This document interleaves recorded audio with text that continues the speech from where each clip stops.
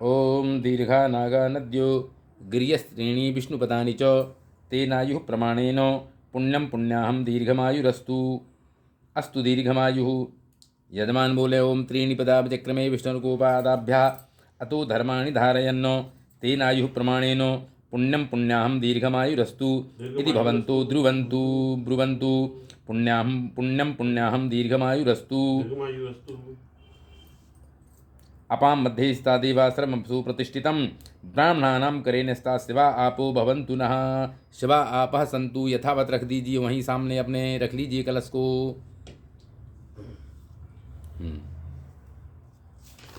चलिए, ब्राह्मणों के हाथ में जल दीजिए। ओम अस्तु सोमनस्यम। पुनः हाँ, संतु शिवा आपः। लक्ष्मण वसतु पुष्प दे दीजिए। अब लक्ष्मण वसति पुष्पेषु लक्ष्मण वसति पुष्करे सा वै वसतु मे नित्यं सोमनस्यो सदास्तु मे। ब्राह्मणः अस्तु सोमनस्यम अक्षतम। अक्षत दीजिए। कहिए अक्षताः पान्तु। ब्राह्मण बोले अस्त्वक्षतमरिष्टंच। फिर गंध हल्दी चंदन रोरी कुछ भी लगा दीजिए। कहिए गंधाः पान्तु। ये रखा, हाँ ठीक है। कहिए गंधाः पान्तु। ब्राह्मण बोले सोमंगल्यम चास्तु। पुनः अक्षत। कहिए पुनरक्षताः पान्तु। ब्राह्मण बोले आयुष्यमस्तु। पुष्पाणि पान्तु। फिर से पुष्प दीजिए और कहिए पुष्पाणि पान्तु। ब्राह्मण बोले सौश्रियमस्तु। तांबूल ही रखा। सफल तांबूलानि पान्तु। पान्तु। ब्राह्मण बोले ऐश्वर्यमस्तु। अब दक्षिणा दीजिए और कहिए दक्षिणा पान्तु। ब्राह्मण बोले बहुदेयम चास्तु। फिर जल दीजिए। कहिए पुनरत्रापः पान्तु। ब्राह्मण बोले स्वरचितमस्तु। स्वरचित मस्तु। अब हाथ जोड़िए, हाथ जोड़िए और कहिए दीर्घमायुः शांति पुष्टि तुष्टि श्रीर यशो विद्या विनयो वित्तम बहुपुत्रम बहुधनम चायुष्यम चास्तु। अर्थात हम पूजन करके भगवान से दीर्घमायु अर्थात लंबी उम्र की कामना करते हैं कि हे प्रभु, हमारे इस पूजन के करने से जब आप प्रसन्न हों तो हमें लंबी आयु प्रदान करें। जब आपने लंबी आयु मांग ली तो फिर दूसरी इच्छा फिर प्रकट हुई। यानी शास्त्रों में कहा है ज्यों प्रतिलाभ लोभ अधिकाई। जब एक चीज़ मिल जाती है दूसरी की फिर कामना बढ़ जाती है। तो हमारी दूसरी कामना हुई कि प्रभु लंबी उम्र तो मिल गई, लेकिन यदि हमारे घर में हमारे शरीर में शांति ना हो, हमारे मन को शांति ना हो तो किस काम का लंबा जीवन। तो हमने दूसरी जिज्ञासा प्रकट की कि प्रभु लंबी उम्र के बाद हमें शांति भी आपसे चाहिए। तो हम भगवान से, गणेश जी से शांति की कामना करते हैं। तो ब्राह्मणों ने कहा एवमस्तु, आपको शांति भी प्राप्त होगी। तीसरी जिज्ञासा प्रकट की, यदि हमको लंबी उम्र प्राप्त हो गई, शांति प्राप्त हो गई, तो शरीर यदि हमारा रोगी है तो किस काम का। तो हमने फिर भगवान से मांगा कि प्रभु पुष्टिस तुष्टि ही, अर्थात हमारा शरीर निरोगी हो, शरीर बलवान हो, पुष्ट हो और तुष्ट हो। तो ब्राह्मणों ने फिर गणेश जी से निवेदन किया कि प्रभु यजमान को ये वस्तु और प्रदान कीजिए। तो गणेश जी की कृपा से हमको शरीर भी पुष्ट और तुष्ट होगा, हमारा बलवान होगा। अब जब ये सब प्राप्त हो गया तो फिर हमने फिर तीसरी जिज्ञासा प्रकट की कि प्रभु हमको यदि शांति मिल गई, शरीर अच्छा है, स्वस्थ है, प्रसन्न है, लेकिन यदि श्री नहीं है, धन दौलत नहीं है तो किस काम का जीवन। तो हमने गणेश जी से फिर इच्छा प्रकट की कि प्रभु हमें श्रीर यशो विद्या, हमको श्री माने लक्ष्मी चाहिए। जब लक्ष्मी प्राप्त हो जाती है तो फिर नाम भी होना चाहिए हमारा, यश हमारा लोगों में नाम हो, संसार में नाम हो। तो बोले जब तक यश नहीं होता तो धन की कोई कीमत नहीं होती।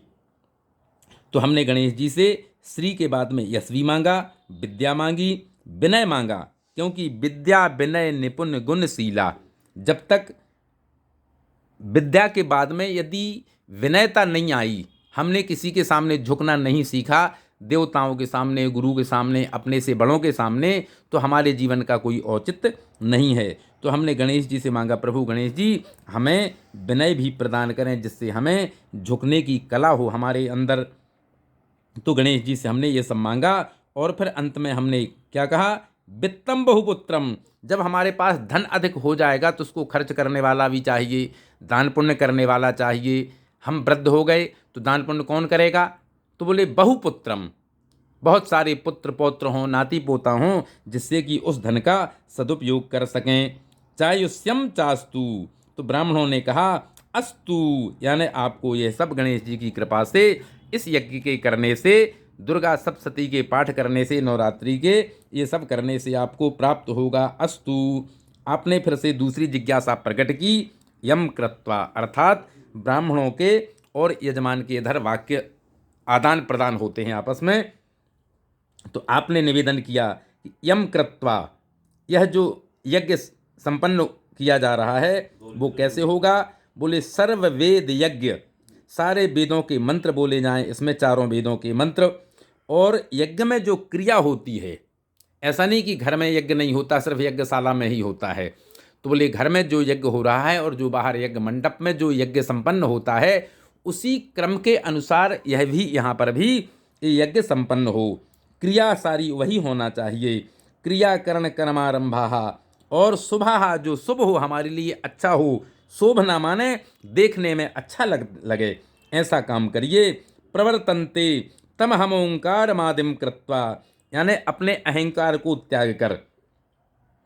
ऋग यजुः सामा थर्वा शीर वचनम, जो वेदों में जो वचन आए हैं, बहुत से ऋषियों ने जो अपने सम्मत प्रदान किए हैं, उस शास्त्र सम्मत के अनुसार यह कार्यक्रम संपन्न होना चाहिए। भवद्भिर्नुज्ञातः पुण्यम पुण्याहम वाच्यस्ये, ये आपने ब्राह्मणों से कहा, अर्थात यजमान ने ब्राह्मणों से कहा, तो ब्राह्मणों ने कहा वाच्यताम, इसी प्रकार यह कार्यक्रम होगा।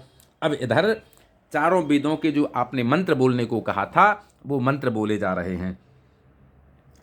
सबसे पहले ऋग्वेद का, ओम द्रविणोदा द्रविणसस्तुरस्यो द्रविणोदाः सनरस्यो प्रयंसतो द्रविणोदा वीरवती मिशन्नो द्रविणोदा रासते दीर्घमायुः सविता पश्चातात् सविता पुरस्तात् सवितोत्तरात्तात् सविता धरात्तात् सविता नः शुभतो सर्वतातिं सवितानां रासतां दीर्घमायुः तवो नवो भवति जायमानो ह्यङ्कोत्तुरुषो सामित्यग्रम भागं देवेभ्यो विदधात्यायं प्रनन्दो मास्तिस्ते दीर्घमायुः उच्चादिवि दक्षिणावन्तो अस्थुर्ये अश्वदा सहते सूर्येण हिरण्यदा अमरतत्वं भजन्ति वासुदाः सोम प्रतिरन्तु आयुः।